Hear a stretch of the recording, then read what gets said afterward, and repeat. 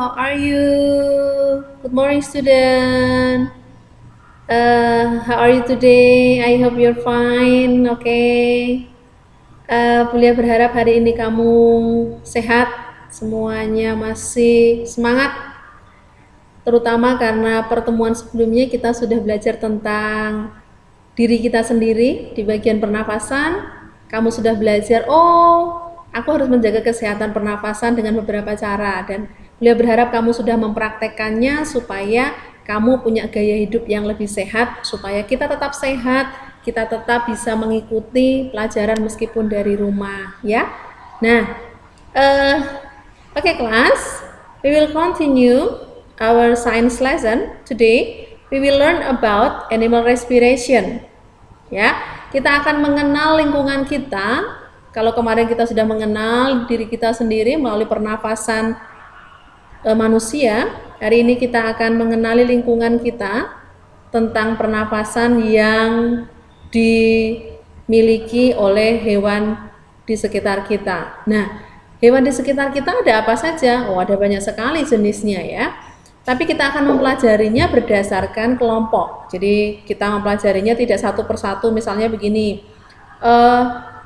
kucing itu bernafasnya bagaimana caranya, alatnya dengan apa, lalu anjing apa, begitu tidak begitu ya. Jadi kita kelompokkan, misalnya karena kucing dan anjing itu termasuk ke dalam satu kelompok hewan yang sama, bukan jenisnya sama ya, tapi satu kelompok yang sama, dia termasuk mammals atau mammalian, hewan yang melahirkan dan menyusui, maka kita menganggap dia dalam satu kelompok. Kita akan mempelajarinya secara bersama-sama, maksudnya begitu. Lalu fish, ikan, ada banyak macam ikan, ada ikan lele, ikan gurame dan lain sebagainya. Kita akan mempelajarinya jadi satu, oke, dan beberapa kelompok hewan yang lain. Nah, ada apa saja contoh hewan yang kamu tahu kelompoknya ada berapa saja? Mammals, and then reptilian, and then amphibian, bird, fish, insect, and then worm, gitu ya. Kita akan mempelajari tujuh dari kelompok hewan tersebut, oke? Oke, we'll start now. Apa sih yang dimaksud dengan proses bernafas? Ini hanya mengingat saja apa yang sudah kamu pelajari. Ternyata pada hewan, proses pernafasannya secara umum sama loh prosesnya, anak-anak. Masih ingat bernafas itu apa? Bernafas adalah activity to good. Activity to inhale air or oxygen and exhale carbon dioxide and water vapor atau uap air, gitu ya. Jadi bernafas itu baik itu pada manusia maupun pada hewan dan pada tumbuhan. Jadi pada seluruh makhluk hidup berlaku sistem yang sama. Sistem yang sama itu maksudnya ya namanya bernafas itu ya selalu menghirup oksigen dan selalu mengeluarkan karbon dioksida dan uap air. Jadi tidak ada makhluk hidup yang bernafasnya, kalau tumbuhan apa ya bernafasnya menghirup karbon dioksida Bulia dan mengeluarkan oksigen, tidak. Memang kalau pada tumbuhan itu proses fotosintesis memerlukan karbon dioksida dan menghasilkan oksigen, itu proses fotosintesisnya. Sedangkan tumbuhan sendiri juga bernafas dengan cara yang sama, dengan menghirup oksigen yang dihasilkan sendiri lalu melepaskan karbon dioksida keluar ke lingkungan, begitu ya. Jadi prinsipnya sama. Nah, sekarang kita akan lihat satu persatu. Oke, first we will learn about mammals. Jadi apa sih yang dimaksud dengan mammals? Nah, mammals itu berarti semua hewan. Mungkin lebih mudah mengingatnya begini anak-anak. Mammals itu semua hewan yang proses perkembangbiakannya dengan melahirkan dan menyusui.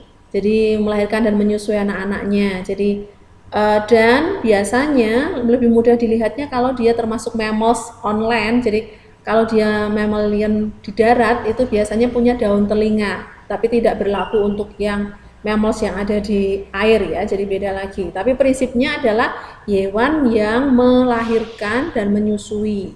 Prinsipnya itu. Nah, pada mammals, respiratory organ of mammals is nose, trachea, and lungs. Jadi sebenarnya mammals itu prinsip dan organ pernapasannya mirip dengan manusia, ya, mirip dengan manusia dengan struktur organ pernapasannya, alatnya sama, mulai dari nose, trachea, and lungs, gitu ya. Jadi udara masuk melalui hidung, lalu melalui trachea atau ya trachea atau tenggorokan, lalu lungs. Jadi di bagian paru-paru terjadi pertukaran oksigen dan karbon dioksida, lalu dikeluarkan lagi kembali melalui trachea dan dikeluarkan melalui lubang hidung. Nah, jadi kalau kita menyebutkan mammals breathe using the lungs, jadi kita menyebutnya mammalian atau mammals itu bernapasnya menggunakan paru-paru, bukan berarti alat organ pernapasannya hanya paru-paru, tidak. Berarti kalau Bulia menyebutkan mammals breathe using the lungs, itu berarti it means that exchange of oxygen and carbon dioxide is occurs in the lungs. Jadi itu berarti kalau kita menyebutkan mammals bernapasnya dengan menggunakan paru-paru, itu berarti kita melihatnya di mana tempat di mana terjadinya pertukaran oksigen dan karbon dioksidanya, yaitu di paru-paru. Biasanya menyebutkannya dengan lebih singkat ya, mammals breathe using the lung. Jadi mammals bernapasnya dengan menggunakan paru-paru, bukan berarti langsung di paru-paru, tidak ya, berarti tetap ada organ tambahan, tetapi tempat terjadinya pertukaran oksigen dan karbon dioksidanya adalah di paru-paru. Nah, apa saja contohnya? Nah, di awal tadi Bulia sudah menyebutkan bahwa mammals itu ada yang mammals yang di darat ya, land mammals, and then marine mammals atau sea mammals. Jadi ada mammalian yang hidupnya di darat, mungkin lebih mudah dilihat karena punya daun telinga ya. Contohnya seperti yang digambar di bawah ini. Ini beberapa contoh, tidak semua Bulia tuliskan ya, karena ada banyak sekali, nanti kamu cari sendiri. Dog, elephant, and then ya ada banyak sekali di sekitar kita ya. Nah, lalu yang termasuk mammals yang ada di laut ada apa saja? Oh, ternyata di laut juga ada mammals. Contohnya ada singa laut, ada dolphin, ada kuda laut, ada whale atau paus. Jadi yang termasuk mammals yang di air atau di laut. Nah, anak-anak, bedanya apa? Begini, kalau mammals bernafasnya menggunakan paru-paru, artinya kalau hewan bernafasnya menggunakan paru-paru, artinya oksigennya diambil dari udara.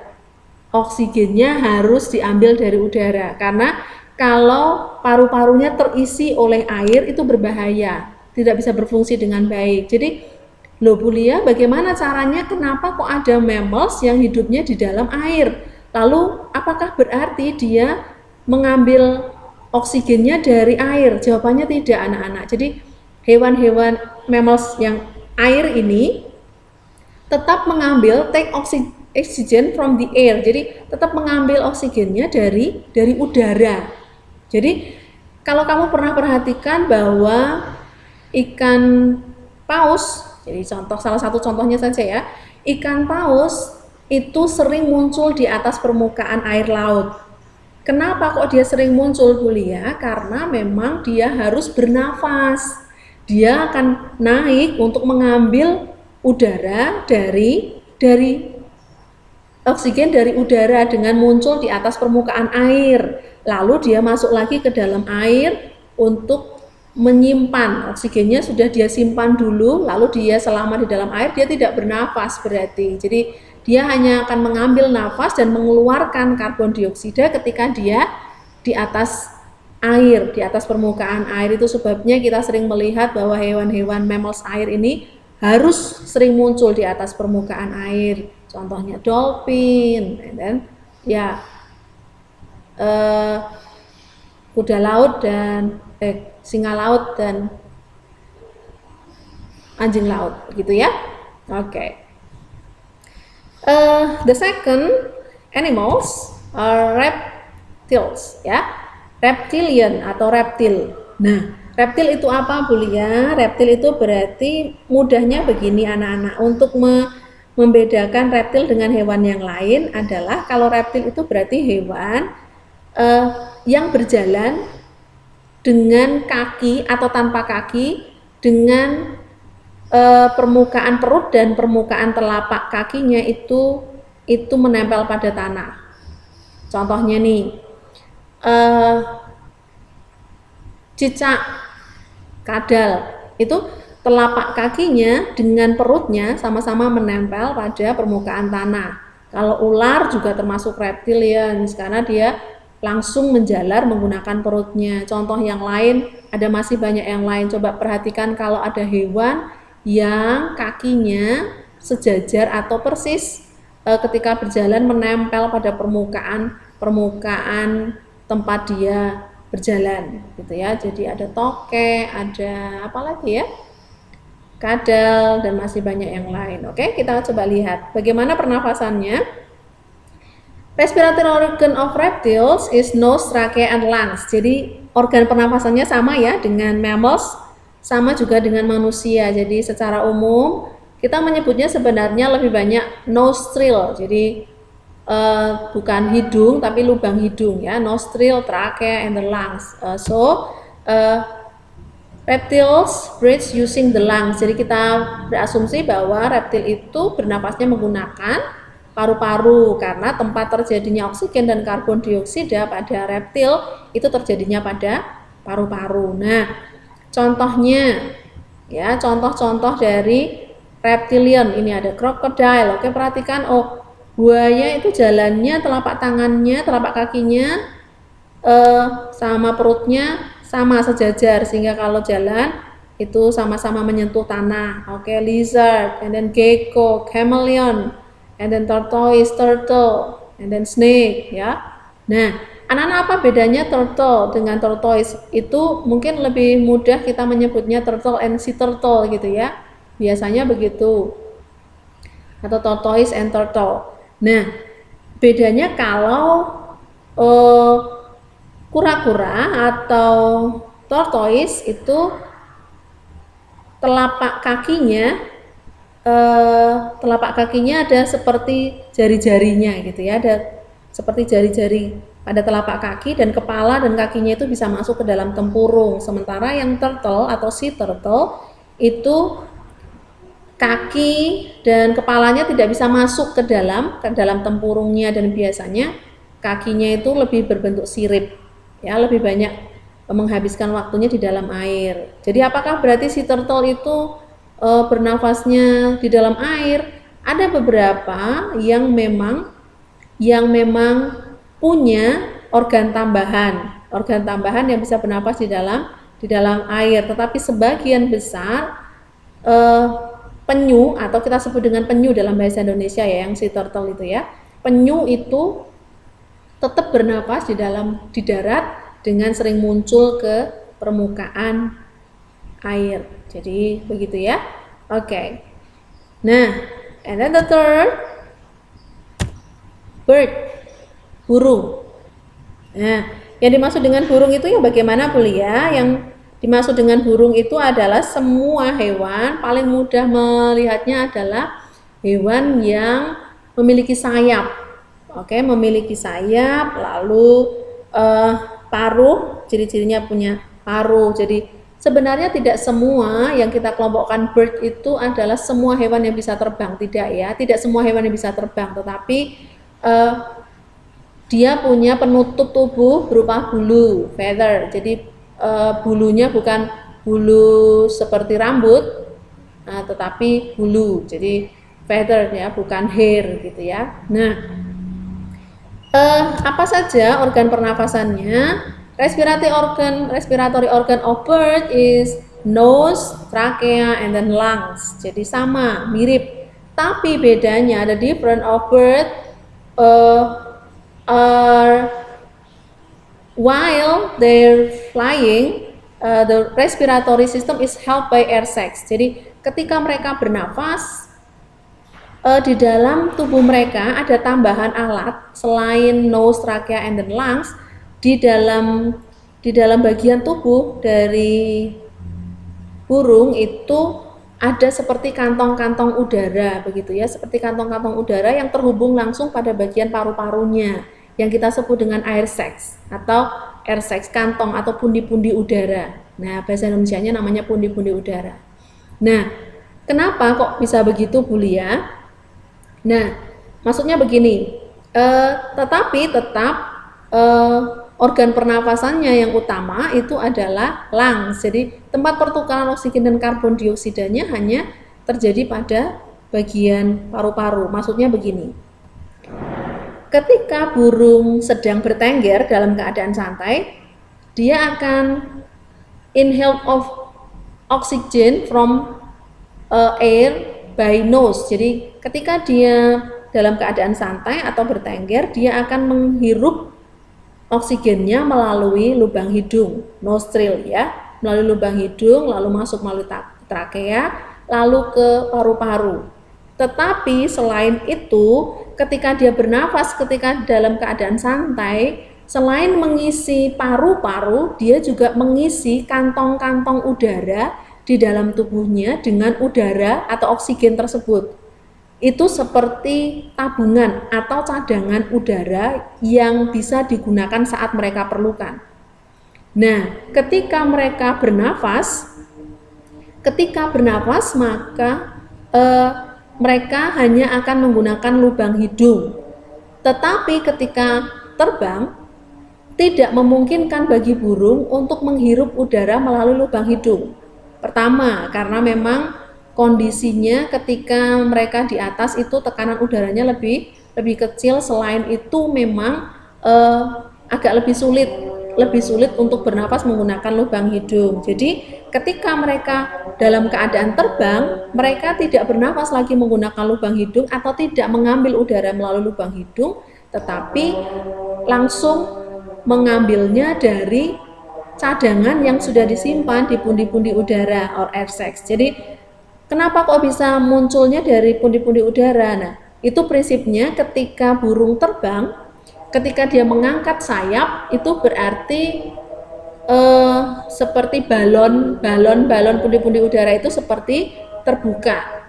Nah, sehingga udara dari paru-paru bisa masuk ke dalam pundi-pundi udara. Nah, ketika sayapnya diturunkan, maka itu berarti sama dengan menekan bagian air sacs. Jadi pressure of air sacs, jadi pundi-pundi udaranya ditekan, sehingga kalau ditekan maka pundi-pundi udara itu akan mengeluarkan udara dari dalam pundi-pundi udaranya masuk langsung ke paru-paru, sehingga pertukarannya terjadi di paru-paru. Tetapi setelah itu diangkat lagi, karbon dioksidanya keluar dari paru-paru ke pundi-pundi udara, demikian seterusnya.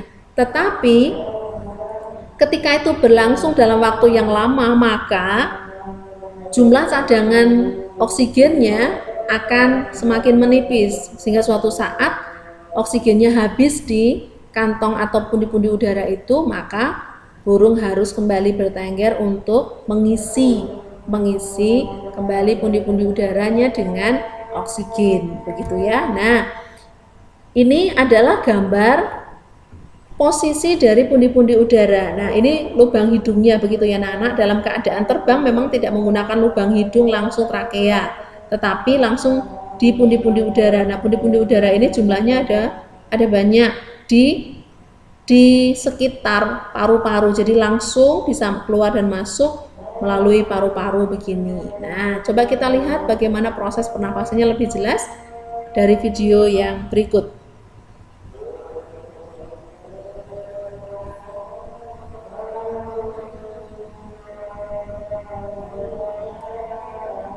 The avian respiratory system is the most efficient in the animal kingdom. The primary functions of the respiratory system are to supply oxygen to the body tissue and to carry away carbon dioxide produced by high levels of metabolic activity. In birds, this process of gas exchange is crucial because the demand for oxygen during flight is enormous. The flight muscles must receive a large and constant supply of oxygen to maintain flight, and metabolic wastes must be removed quickly. Unlike most land vertebrates, birds lack a muscular diaphragm to power respiration, and instead rely upon expansion of the rib cage to draw in air. When a bird inhales, air actually leaves the lungs. Fresh, oxygenated air enters the lungs as the bird exhales. The avian respiratory system is composed of the trachea, relatively small lungs, and usually 9 large air sacs. These 9 air sacs are extremely thin-walled and do not play a direct role in gas exchange. Instead, they serve as bellows to bring air into the bird and store it until expiration. They allow a continuous stream of air to pass through the lungs in a one-way flow, thus producing the most efficient respiratory system of any vertebrate. They are also connected to certain pneumatic bones, aiding the bird in shedding excess heat from its body as it breathes, which would be fatal if not removed. These air sacs include a pair of cervical sacs, a single interclavicular sac. Nah, anak-anak, ini dia beberapa kantong-kantong udara yang menyimpan udara ekstra di dalam kantong-kantong untuk digunakan pada saat burung terbang, begitu ya. Oke. Lalu pertanyaannya begini, Bu Lia. Contoh-contohnya burung itu apakah termasuk ke dalamnya ayam dan bebek? Jawabannya iya. Nah, ayam dan bebek juga termasuk ke dalam kelompok bird, ya, as bird. Jadi apakah berarti ayam dan bebek itu juga bernafas menggunakan kantong udara atau pundi-pundi udara? Jawabannya ya, kalau saat dia butuhkan, kalau saat dia sedang terbang. Tetapi kalau tidak. Oh, kalau ayam tidak pernah terbang berarti tidak pernah dipakai. Iya, jarang sekali ayam memakai kantong-kantong udaranya atau pundi-pundi udaranya untuk membantu proses pernafasan, karena memang aktivitasnya tidak memerlukan pundi-pundi udara dalam aktivitas yang dilakukan oleh ayam, begitu ya. Oke, next.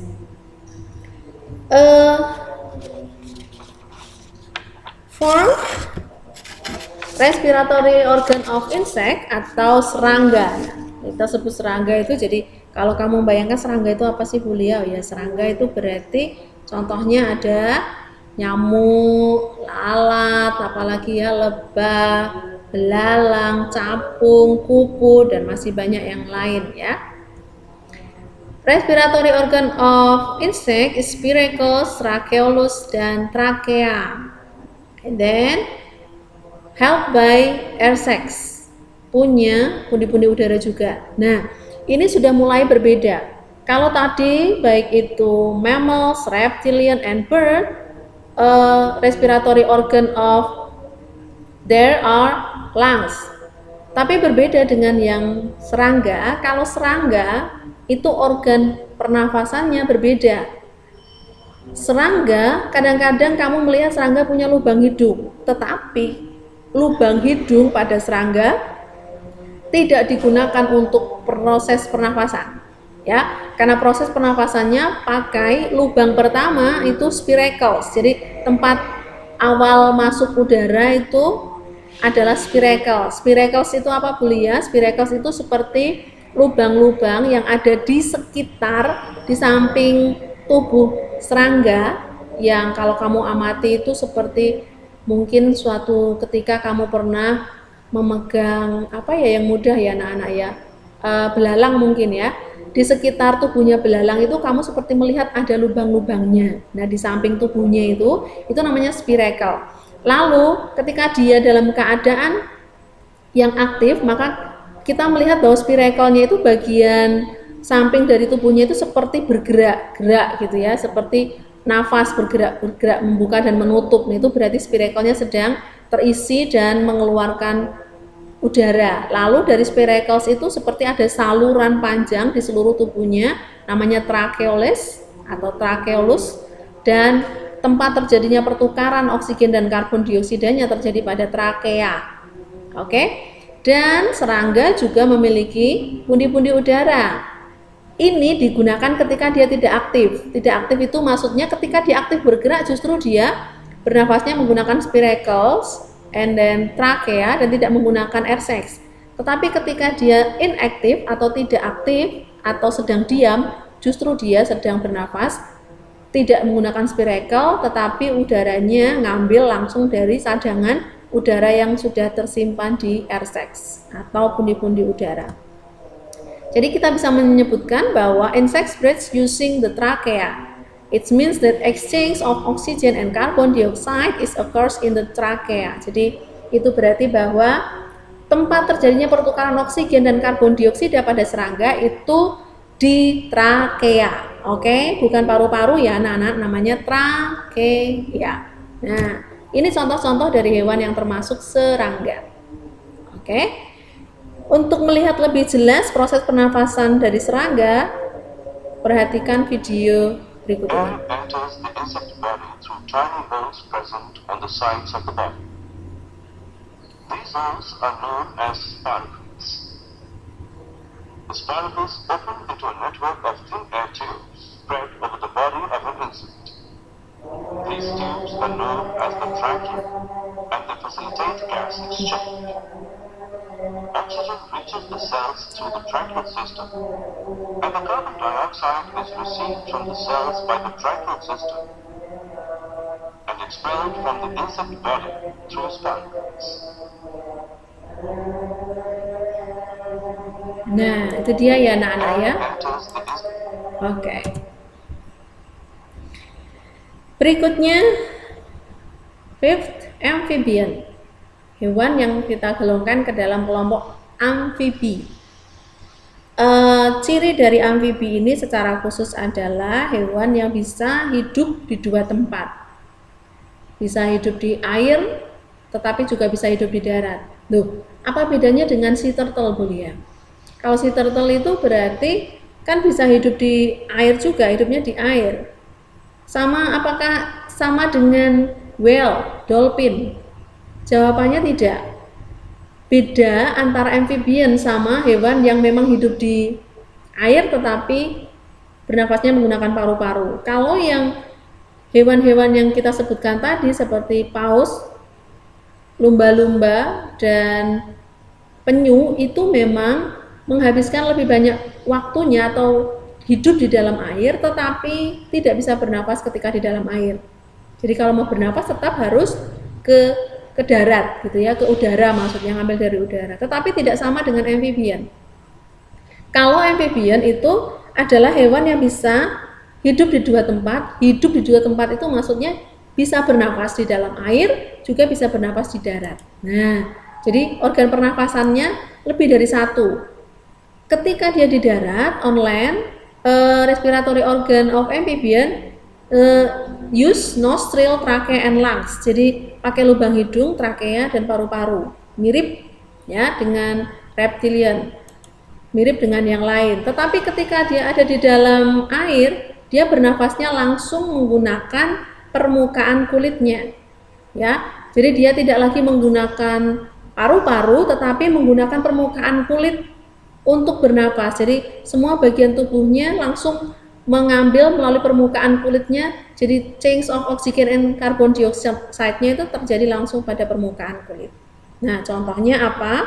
Contohnya frog, and toad. Apa bedanya frog and toad, Bu Lia? Kalau frog itu berarti yang biasanya dimakan itu jadikan suike ya anak-anak ya, ada yang suka suike. Toad itu berarti katak yang di darat gitu ya, yang biasanya kulitnya lebih kasar itu ya. Sama-sama hewan amphibian, jadi sama-sama bisa hidup di dua tempat. Lalu salamander, newt, and then caecilian. Untuk informasi lebih jelas kamu bisa cari di sumber lain. Oke, ini amphibian. Oke, now 6. We learn about fish, jadi ikan ya, jelas kalau ikan itu jelas ya. Ikan itu berarti pasti hidupnya di air, tetapi memang tidak semua yang hidup di air itu termasuk fish. Oke. Kalau hiu termasuk fish, tetapi kalau paus mammals, beda ya. Beda, sama-sama hidup di air tetapi beda. Golongannya beda karena alat pernafasannya juga beda. Apa bedanya? Kalau fish, respiratory organ of fish is mouth and gills. Jadi bernafasnya menggunakan mulut dan insang. Jadi ikan itu mengambil oksigennya tidak dari udara, tetapi ngambil oksigennya adalah oksigen yang ada di dalam air atau oksigen yang sudah terlarut di dalam air. Jadi dia tidak perlu naik ke udara untuk mengambil oksigen, malah dia tidak bisa karena organ pernafasannya menggunakan insang, gills. Tetapi kalau ikan ambil udaranya bisanya dari oksigen yang terlarut di dalam air. Jadi kalau kamu sama-sama memang pakai oksigen tetapi dia mengambilnya tidak bisa langsung dari udara, begitu ya. Nah, so fish breathe using the gills. It means that exchange of oxygen and carbon dioxide is occurs in the gills. Jadi terjadinya di dalam insang. Insang itu yang mana toh Bulia? Oh ini loh. Kalau kamu pernah bantu mami masak ikan, di bagian samping sisi kepalanya ikan itu seperti ada lembaran-lembaran, itu namanya insang. Jadi cara bernafasnya adalah air masuk melalui mulut, jadi dia membuka mulut untuk memasukkan air lalu menutup mulutnya dan mengeluarkan air itu melalui insangnya. Jadi insangnya akan membuka setelah mulutnya menutup supaya airnya lewatnya insang. Ketika air melewati insang yang terbuka, maka insang itu langsung otomatis menyerap oksigen yang terlarut di dalam air tersebut dan mengeluarkan air yang sudah ditukar dengan karbon dioksida. Jadi ketika dia masukkan ke mulut, airnya masih mengandung oksigen. Ketika keluarkan melalui insangnya sudah mengambil oksigennya lalu menggantinya dengan karbon dioksida sehingga airnya sekarang mengandung karbon dioksida dikeluarkan melalui insang, begitu ya.